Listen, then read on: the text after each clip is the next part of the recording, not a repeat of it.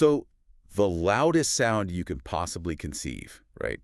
It isn't a thunderclap. Right. And it isn't a jet engine spooling up on a tarmac either, because, the sheer physical limitation of the human eardrum usually caps out at this point, where sound ceases to be noise and just simply becomes pain. Yeah, your brain just stops processing it as sound and just registers damage. Exactly.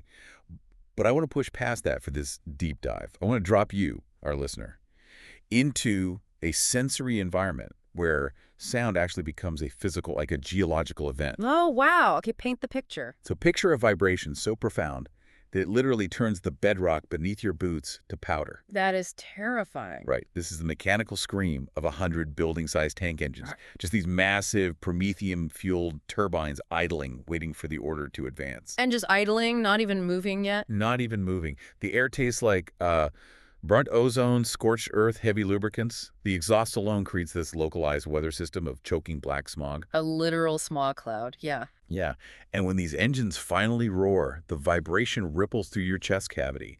It rattles your teeth. It triggers this primal, hardwired panic response in the human brain. Because you feel it in your bones before you even hear it. Exactly. Yeah. This isn't just the ambient noise of a battlefield. This is the terrifying herald of an industrial force of nature. And, that vibration is a weapon in its own right, Yeah, for sure. Long before a single physical shot is fired, the sheer auditory assault is designed to just completely obliterate the very concept of resistance in the enemy's mind. Just break their morale instantly. Yeah, because a conventional army signals its arrival with, scouts or skirmishers or maybe the sudden crack of artillery. But the force we are looking at today announces itself with a planetary tremor. A planetary tremor. That's such a good way to put it. Right, and standing in the path of that sound means you are no longer fighting a war of maneuver or, finesse. Right, you're not outflanking this. No, you are standing in the direct path of a mechanized avalanche. And your only two options are to be crushed immediately or to break and run before the treads even come into view. And that mechanical avalanche, as you called it, is the Aurora Chapter. The Aurora Chapter, yes. So looking at the notes you shared with us for this deep dive, they focus entirely on this highly specific, deeply unorthodox military force from the 41st millennium. Unorthodox is putting it mildly. Yeah, the dossier refers to them quite aptly, I think, as the armored fist of the Imperium. Which they absolutely are. But what struck me immediately in reading through these materials, like right off the bat, is how completely they discard standard military logic. Oh, they throw it right out the window. Right. Every textbook on warfare, past or present, emphasizes tactical versatility. You need infantry to hold ground. Air support to control the skies. Exactly. And artillery to soften targets, armor to break lines. It's a balanced equation. A combined arms approach, yeah. But the Aurora Chapter just looks at that balanced equation, tosses it in the incinerator, and commits entirely to the armor. They don't just commit to it, though. They redefine their entire existence around it. How so? Well, when we examine the Aurora Chapter, we are looking at a faction that operates on a philosophy of unapologetic, just overwhelming force. Like zero subtlety. Zero. The term mechanized fury, it isn't poetry for them. It is literally their standard operating procedure. But the real meat of the materials you provided, for me at least, isn't just this giant catalog of their vehicles. Right. It's not just a list of tanks. No, the really compelling question is the underlying psychology and the history here. Why does a group of elite, genetically engineered super soldiers? Right. These are Astartes. Yeah, beings who are biologically built to be the absolute perfect infantry. Why do they decide to bypass almost their entire biological advantage to sit inside heavily armored boxes? It's the central paradox of the chapter, isn't it? It really is. A Space Marine's biology is this absolute masterpiece of genetic engineering. The black carapace, the secondary heart. Fused rib cage, acid-spitting glands, reaction times that border on literal precognition. They are essentially weapons themselves. Exactly. They are designed to drop into the worst hellscapes imaginable and tear the enemy apart with their bare hands or, a chain sword. Very visceral, very close quarters combat. Right. So to take all of that biological perfection and just relegate it to pushing, targeting augers and loading autocannon shells inside a tank. It seems like a waste. It feels almost contradictory. Like taking a Formula One car and using it to tow a plow. It's a great analogy, but that perceived contradiction forces us to look backward. into their history. Exactly. We cannot understand the Aurora chapter of the 41st millennium without dissecting their ancient lineage. Because things like this don't just happen overnight. No, they don't. These incredibly specific operational doctrines do not materialize out of thin air, especially not in a universe as stagnant and bound by tradition as the Imperium. Right. Innovation is practically heresy. Precisely. So to find the source code of this mechanized obsession, we have to trace their bloodline back 10,000 years. All the way back to the Primarchs. Yes, to their primogenitor, the Primarch Roboute Guilliman, and their origin as the 4th chapter of the Ultramarines Legion. Yeah, the sources make a massive point of emphasizing this specific timeline.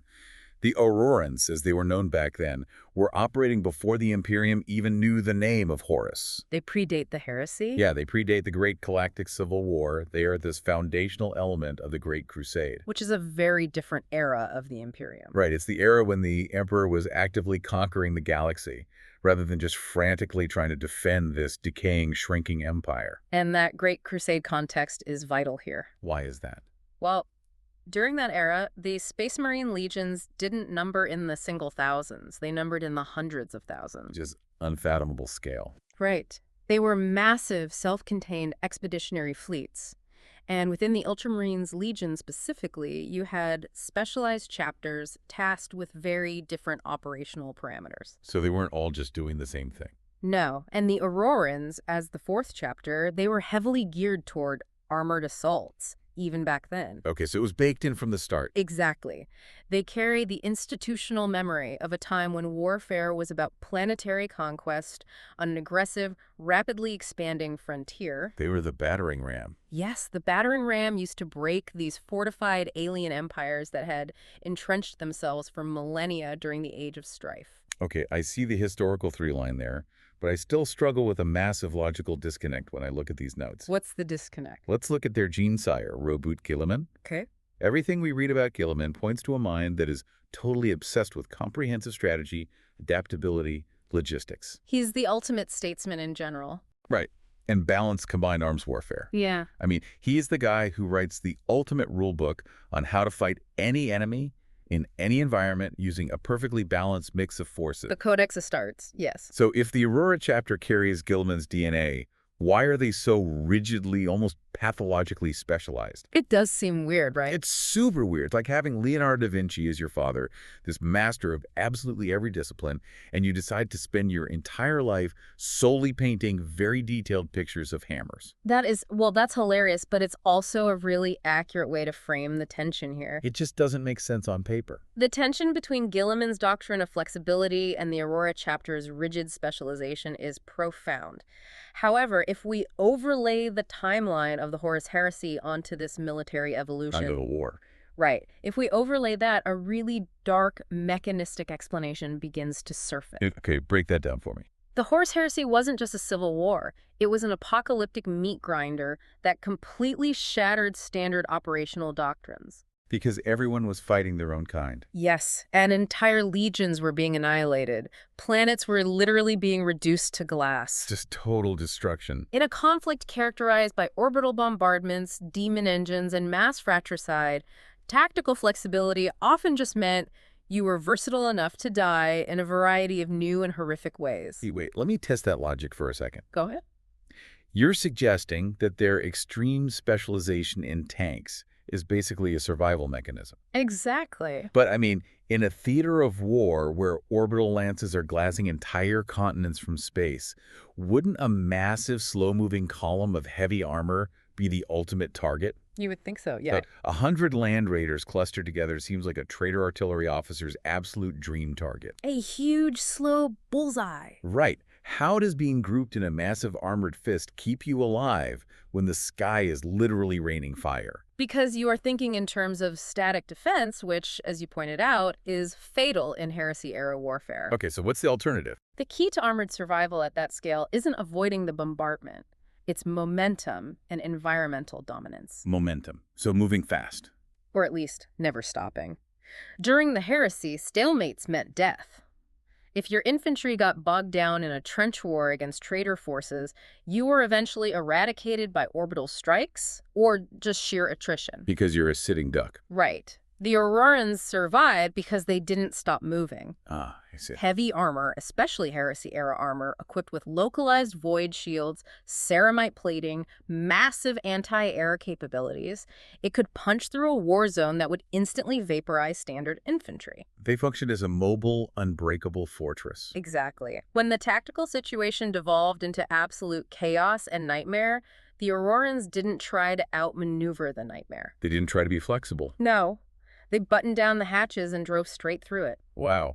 Okay, so it's essentially an evolutionary bottleneck. That's a perfect term for it. The heresy was the filter. The filter that wiped out the generalists? Right. The more balanced, flexible units of the Ultramarines might have found themselves constantly reacting. Trying to plug gaps across shattered front lines, Yeah. spreading themselves thin. And dying because of it. But the Aurorans just grouped up, formed this impenetrable wedge of adamantium, and operated on pure kinetic energy. Pure survival through momentum. So those who actually survived that apocalyptic filter, they carried that single brutal lesson forward. Which was? When the universe breaks, the only thing you can trust is an armored hull and a heavy cannon. Yes. And that single lesson becomes hard-coded into their institutional DNA as they enter the next phase of their history. Second founding. The second founding, exactly. So the dust settles on the Horus Heresy. The Emperor is interred on the Golden Throne. Barely clinging to life. Right. And Guilliman looks at the wreckage of the galaxy. And he realizes that the legions themselves are too powerful. Too big of a risk. Yeah. No single commander can ever again be allowed to command 100,000 Space Marines. The potential for a second rebellion is just too catastrophic. So he enacts the second founding, forcing the legions to shatter themselves into these independent 1,000-man chapters. Which is a huge deal. I mean, the administrative and logistical nightmare of that edict must have been staggering. It was unprecedented. Let's really break down what that means on the ground for these guys. Okay. You have this brotherhood of warriors who have fought shoulder to shoulder for centuries across the stars. Through the worst horrors imaginable. They share a massive logistical tail, a totally unified command structure, and this deep cultural bond. They are brothers in the truest sense. And suddenly Guilliman just hands down a decree that forces them to sever those ties. Literally cuts them off. He's saying, like, you 1,000 Marines, go over here, take these ships, paint your armor a different color, and you are now completely on your own. It is a deliberate, orchestrated fracturing of military culture. Which is kind of tragic. It was absolutely necessary for the survival of the Imperium, but the psychological toll on the Astartes is rarely analyzed in these histories. No, they just treat them like tools being reorganized. Right. But you are taking soldiers suffering from the extreme PTSD of a galactic civil war. A war where half their brothers betrayed them. Exactly. And then you are further isolating them from their remaining loyalist kin. Just casting them adrift. Yes, they're being cast adrift in a hostile, ruined galaxy. And in that environment of profound isolation and trauma, an independent chapter needs a psychological anchor. Which brings us right back to the tanks. It does. Because the old fourth chapter takes the new name, the Aurora Chapter, but they refuse to let go of their armored doctrine. They hold on to it tighter than ever. In fact, based on these sources you brought, they don't just retain it. They elevate it to the level of a religious dogma. It becomes their entire identity. It totally feels like a trauma response. What do you mean? Well, you know, when a child goes through a catastrophic event, they might cling aggressively to a specific security blanket, right? Right, something familiar and safe. For the Aurora Chapter, their security blanket just happens to be millions of tons of mechanized artillery. That's a brilliant way to look at it. And the historical parallels in real-world military tradition are fascinating here, too. Like what? Well, look at ancient Terran cavalry regiments that transitioned into armored divisions during the 20th century. Oh, like when they swapped horses for tanks. Exactly. Long after the horses were replaced by combustion engines, those units retained cavalry terminology. They still called themselves the cavalry. Yes. They wore spurs as ceremonial dress, and they kept the aggressive, flanking mindset of horse-mounted combat. Even though they were in Sherman tanks. Right, because it was the cultural glue that held the unit's identity together through a period of massive technological upheaval. That makes so much sense. The Aurora Chapter does the exact same thing, but on a galactic scale. The tank isn't just a vehicle for them. It's their heritage. It is their ceremonial sword. It is the physical manifestation of the days when they were a legion before the galaxy went completely mad. Okay, I love that angle, but I want to dig into the actual logistics of that security blanket, because this is where the materials provided take a really, really wild turn. The logistics are mind-boggling. Because retaining an ancient military tradition is one thing. Wearing spurs is easy. Right. But practically speaking, you cannot be a Space Marine chapter defined entirely by mass armored assaults unless you have an impossible amount of hardware. You need a lot of tanks. Tanks break down, treads snap, engines seize, armor-piercing rounds turn predators into burning husks all the time. It's a high-attrition form of warfare. Yeah, so if your entire identity is built around fielding hundreds of vehicles simultaneously, you need an industrial supply chain that borders on the miraculous.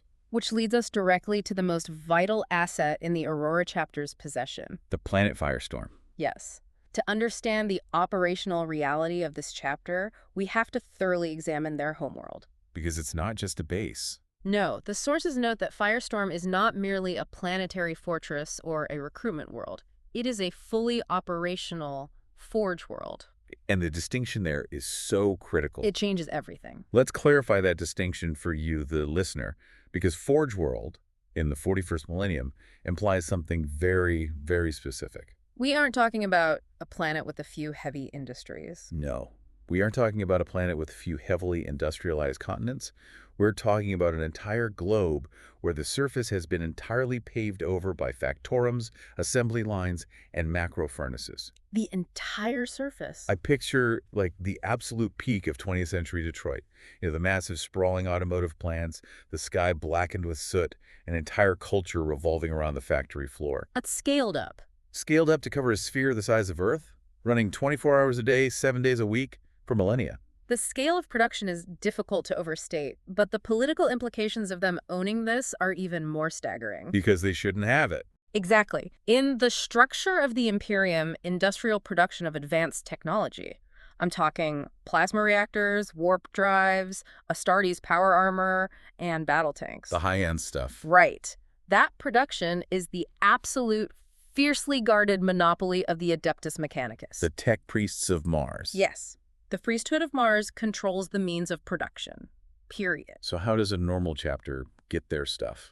Well, if a standard Space Marine chapter needs, say, a dozen new Land Raiders to replace battlefield losses, they must petition a Mechanicus Forge World. They have to go ask for them. They negotiate, they offer ancient relics in trade, they pledge military support for Mechanicus expeditions, and then they wait. Wait, how long? Sometimes decades, just for the order to be fulfilled. Decades. So the Mechanicus effectively holds a leash on the military capabilities of the Astarte. A very tight leash. I mean, a chapter might have the deadliest warriors in the galaxy, but if the tech priests decide to slow down their supply of bolter rounds or plasma coils, that chapter is grounded. Precisely. They are paralyzed without Mechanicus support. But the Aurora chapter does not have that leash. No, they do not. By controlling Firestorm, this industrial powerhouse, whose output, according to the notes, rivals several high-profile Mechanicus worlds combined. They possess an astonishing degree of autonomy. They don't have to petition Mars for tanks. They own the factory. But how does that actually work in practice? Because Space Marines are warriors, they're monks, they're tacticians. They are bred for war. Right.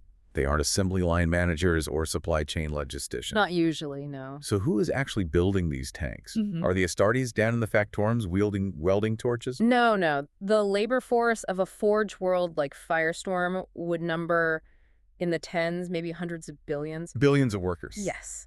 This population is made up of chapter serfs, indentured laborers, and countless millions of servitors. Mind-wiped cyborgs. Exactly, the ones hardwired into the assembly lines. Okay, but someone has to run it. Right, and overseeing this incredible operation would be the chapter's tech marines. Ah, the tech marines. These are space marines who have been trained by the Mechanicus on Mars, but whose ultimate loyalty lies with their chapter. So they have the knowledge, but not the allegiance to Mars. Exactly. On Firestorm, the tech marines effectively function as planetary governors and industrial barons. Wow. They manage the macro ledgers, they direct the extraction of resources from neighboring systems, and they ensure the ceaseless rhythm of the factorums.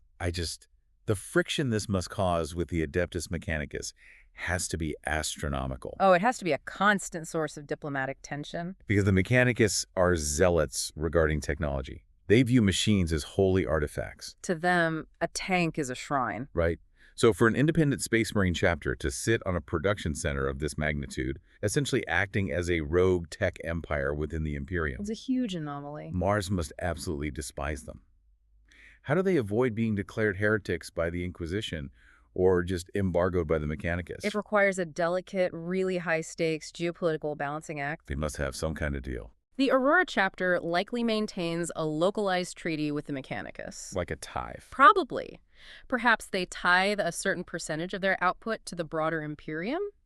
Or perhaps they allow a contingent of Mechanicus Magos to observe operations on Firestorm? Just to make sure they aren't inventing anything new? Exactly, to ensure no forbidden tech heresy is occurring. Because innovation is a crime. Right. But fundamentally, the Imperium is a pragmatic regime. As long as they get results. Yes. As long as the Aurora chapter continues to point those tanks at the enemies of humanity and crush them effectively, the High Lords of Terra and the Inquisition are willing to overlook the political anomaly of an Astartes-controlled Forge world. It's the ultimate ends justify the memes. Exactly. But think about how the tactical calculus shifts completely when you own the factory. It changes everything about how you wage war. Let's look at a standard chapter again. A Land Raider is a sacred relic to them. Oh, highly venerated. You might be 10,000 years old, carrying the names of fallen heroes etched into its hull. It has a machine spirit they worship. Right. If a standard chapter loses a Land Raider in a bad engagement, the chapter master mourns. It is a catastrophic generational loss. They will deploy entire companies just to recover the scorched chassis of a fallen tank. Just to get the frame back. But But the Aurora chapter, if they lose 10 Land Raiders pressing a breach, the Tuck Marines on Firestorm have already stamped out 20 replacements before the battle is even over. this is the core engine of their tactical doctrine. You cannot enact a philosophy of mechanized fury if you treat your vehicles as irreplaceable relics. You can't be afraid to scratch the paint. Exactly. Firestorm allows the Aurora chapter to view heavy armor as an expendable, high-yield munition. Expendable tanks. That is so jarring to hear in the context of 40K. It really is. They deploy a squadron of Predator tanks not as precious fire support, but as a blunt instrument. Like a hammer. Yes. If the instrument breaks while smashing the target, it has fulfilled its purpose. They just reach back to the armory and grab a new one. Which brings us to the actual application of this blunt instrument on the battlefield. Let's get into the tactics. So the notes outline their command structure, and they state they nominally follow the Codex Astartes. Nominally being the operative word. Right. Now, as we established earlier, the Codex is Guilliman's holy rulebook. It dictates strict formations. 10 companies. 10 companies, a specific mix of tactical, assault, and devastator squads, highly regulated support elements. It's very rigid. But the sources also state that their heavy emphasis on armor has warped this structure into something they call the spearhead. Yes, employing a combat doctrine known as the thundering advance. Now, I have to call out this malicious compliance here. It is entirely malicious compliance. Because how do they justify all these tanks to the wider Ultramarines network? It takes a lot of creative interpretation. If an Ultramarine inspector looks at the Aurora chapter, they see a force that looks absolutely nothing like what the Codex demands. On the surface, yes. At what point are they just paying lip service to the rulebook while essentially doing whatever they want? Well, this presents a really fascinating layer of hypocrisy, or perhaps, as you said, extreme interpretive flexibility. Lawyer logic. Exactly. They claim strict adherence to the Codex out of reverence for Guilliman. However, their actual battlefield deployments heavily subvert the intent of those rules. How do they get away with it on a technicality? The Codex Astartes does make allowances for armored support. It dictates that squads can be mounted in Rhino or Razorback transports. Okay, transports make sense. And it outlines the use of Predator tanks and Vindicators for heavy fire support. As support. Right. But the Aurora chapter simply pushes those allowances to their absolute maximum theoretical limit. Like they max out the slider. Exactly. Yes, they have tactical squads exactly as the Codex dictates. But every single tactical squad is permanently mounted in a heavily upgunned transport. Oh, wow. Yes, they have Devastator squads for heavy weapons, but those Devastators are permanently stationed inside the sponsons of Land Raiders. So they never actually walk. They follow the letter of the law while completely obliterating the spirit of combined arms balance. Yes, Lord Gilliman, we have deployed our 10 companies exactly as instructed. We just happen to deploy every single one of them inside a rolling fortress of adamantium, backed by an artillery train that stretches over the horizon. It's brilliant in a bureaucratic, rule-lawyering sort of way. It really is. But let's dig into the tactical mechanics of this thundering advance. Let's do it. Because when I read that phrase, I'm not picturing a slow, methodical crawl behind some shields. I'm picturing an overwhelming, localized concentration of force. The military terminology for this is Schwerpunkt. Schwerpunkt. What's that mean? It translates roughly to the point of maximum impact, or the focal point of an attack. Okay, so focusing everything on one spot. Exactly. The thundering advance is not about delicate flanking maneuvers, feints, or drawing the enemy out. No finesse. None. It relies entirely on the physics of mass multiplied by acceleration. So just hitting them as hard as possible. Imagine the staging ground. You have hundreds of armored vehicles aligned in a wedge formation. Just a massive V shape of metal. The vanguard consists of heavily armored land raiders and vindicators. The big boys. The biggest. They are designed to take the brunt of anti-tank fire and shatter physical fortifications just by slamming into them. And behind them? Behind them are squadrons of predators providing overlapping fields of autocannon and less cannon fire. So anything the vanguard doesn't crush gets blasted. Yes. And behind that, the mechanized infantry waiting to pour into the breach once the lines are broken. Okay, I want to stress test this doctrine for a minute. Sure, let's see where it breaks. Because the 41st millennium is filled with enemies that just do not care about standard armored wedges. That is very true. I mean, a massive tank column is incredibly effective against an orc wah or, some human rebels. You just grind them into the dirt. It's perfect for that. But what happens when the Aurora Chapter drops onto a tomb world and faces Necron Goss weaponry? Ah, the Necrons. Right. Goss flayers don't care how thick your ceramite plating is. They strip matter away molecule by molecule. It flays the tank just like it flays infantry. Heavy armor is effectively useless against Necrons. Or what about the Tyranids? The Great Devourer. Yeah, a Bio-Titan can step on a Predator and just rip a Land Raider in half with massive scything talons. And swarms of smaller bioforms can just clog the treads and exhaust ports with sheer biological mass. Just drown the tanks in bodies. Exactly. Doesn't the Spearhead break down completely in those scenarios? That is exactly where the localized logic of the Aurora Chapter is put to the ultimate test. So what do? Do they adapt? Well, against a threat like Necron Gauss weaponry, where armor is fundamentally negated, traditional military doctrine would dictate a shift. Right, you'd switch to highly mobile, dispersed infantry tactics to minimize your target profile. Exactly. You spread out so they can't hit a big target. But the Aurora Chapter's response is an extreme escalation of their core philosophy. Wait, they double down? They absolutely double down. If armor is being stripped away molecule by molecule, their solution is to present more armor than the enemy can physically disintegrate before being destroyed. Are you serious? They just feed the meat grinder faster? Exactly. It becomes a brutal equation of attrition. That is insane. They rely on the sheer volume of overlapping fire. A Necron phalanx might vaporize the first 3 waves of predators. Just poof, gone. But the 4th wave will be close enough to deliver point-blank, high-explosive ordnance. And they just accept that. They treat the loss of those first 3 waves of vehicles as the acceptable cost of closing the distance. Wow. Because they have Firestorm pumping out replacements. Precisely. They have the logistics to support that kind of insane attrition. And against the Tyranids. Against the Tyranid swarms, the thundering advance adapts into what is essentially a mobile firebreak. A firebreak? How does that work? They don't try to punch a hole through the swarm because the swarm has no center. It's just an endless tie. All right, there's no command bunker to crush? Instead, the armored column locks together into a defensive perimeter, a moving fortress. Like circling the wagons. Exactly like circling the wagons. And they utilize sheer volume of high explosive and incendiary munitions to create a zone of localized exterminatus around them. Just a wall of fire. They rely on the fact that an armored hull, while vulnerable to massive biotitans, is largely impervious to the millions of smaller bioforms. The little bugs can't bite through metal. Right. It is a doctrine of sheer stubbornness. They just refuse to play the enemy's game. They force the enemy to fight on their terms, even when those terms seem tactically disadvantageous on paper. That level of stubbornness, it requires a very specific psychological profile, doesn't It it? really does. Because Space Marines undergo intense psycho-indoctrination.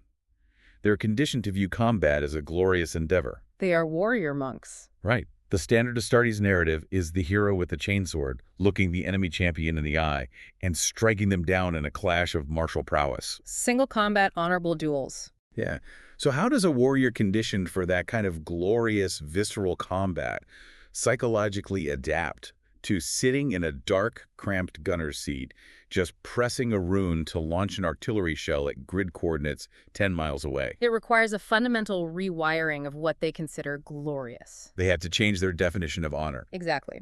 For a standard Space Marine, glory is found in the physical tests of skill and courage. Melee combat. Yes, for an Aurora Chapter Marine, glory is found in efficiency. Efficiency. They do not view the enemy as a worthy adversary to be bested. They view the enemy as an obstacle to be removed. With a math problem. The dossier highlights this beautifully with a specific quote, actually. Oh, right. I remember this one. It notes that to an Aurora Marine, the most beautiful thing a warrior can see is the blazing muzzle of a predator's autocannon. That line is so telling. Isn't it? That isn't just a preference for big guns. That is a complete aesthetic and philosophical shift. The beauty isn't in the swing of the blade. No. It's in the mathematical perfection of the kill. And this psychological shift leads directly to the bitter rivalries mentioned in the sources. I was going to ask about that. Because they don't fight alone all the time, right? Yeah, the Aurora Chapter does not operate in a vacuum. They frequently participate in joint operations with other Imperial forces and other Space Marine chapters. And I imagine they don't play well with others. Not at all. Imagine the cultural clash when an Aurora strike force is deployed alongside a chapter like the White Scars. Oh, man. The White Scars value highly mobile, fluid warfare. Jet bikes, speed, individual martial honor. And the Aurora Chapter is just this slow, grinding wall of noise. Or consider the Black Templars. The religious zealots. Yes, who are obsessed with closing the distance for glorious melee combat. I can literally picture the command tent before a battle. The tension would be palpable. You have the Black Templar Marshal laying out a plan for this massive, heroic infantry charge to breach the enemy citadel. Shouting about faith and the Emperor's wrath. Right. They want to plant their banner on the battlements, slay the enemy warlord in single combat to prove their devotion. And the Aurora Chapter commander. He just looks at the tactical display, sighs, taps a few keys, and requests a sustained 3-hour artillery barrage that levels the entire citadel into a crater. Just completely flattens it. Like, job's done, let's go home. And to the Black Templar, that action is deeply, deeply insulting. Because it robs them of their crusade. It robs them of the chance to prove their faith. To a Templar, sitting back and pushing a button is cowardly. It's devoid of honor. It reduces a holy crusade to a mere industrial process. So they view the Aurora Chapter as these cold, unfeeling machines who lack the true warrior spirit. Exactly. But on the flip side, the Aurora Chapter looks at the Black Templars and just sees emotionally compromised fools. Just meat throwing itself at a wall. Why would you risk the lives of 100 genetically engineered super soldiers who took decades to train and equip when a barrage of Earthshaker rounds achieves the exact same strategic objective with 0 allied casualties? The math is indisputable. It is. You can't argue with 0 casualties. And this is where the Aurora Chapter acts as a mirror for the broader Imperium of the 41st millennium. How so? Well, the Imperium loves to drape itself in the mythology of angels, knights, and holy warriors. Lots of swords and stained glass. It builds massive cathedrals and sings hymns to the bravery of its Adeptus Astartes. The romanticism of war. Yes. But the reality of survival in a hostile galaxy doesn't care about hymns or honor. It just cares about who's left standing. The Aurora Chapter strips away all that mythology. They don't fight for songs to be sung about their bravery. No, they don't care about songs. They process the enemy into casualties with the same soulless efficiency that their homeworld of Firestorm processes raw ore into tank treads. It's just a factory line. They are the ultimate expression of the Imperium's underlying truth. Which is? Beneath the Gothic arches and the religious fervor, the Imperium is a regime driven by cold, brutal pragmatism. It is a system that will sacrifice anything. Including the humanity of its greatest defenders. Especially their humanity for the sake of a tactical advantage. Which brings us to the really profound horror at the core of these source materials you brought. The dark heart of it all. Yeah. We started this deep dive talking about the awe-inspiring, deafening roar of 100 tank engines. The physical impact of the sound? And on the surface, it's a cool, intimidating military visual. It's awesome in the traditional sense of the word. Very cinematic. But when you unpack the history and the logistics and the psychology, that sound takes on a much darker tone. It's not just a cool sound effect anymore. No.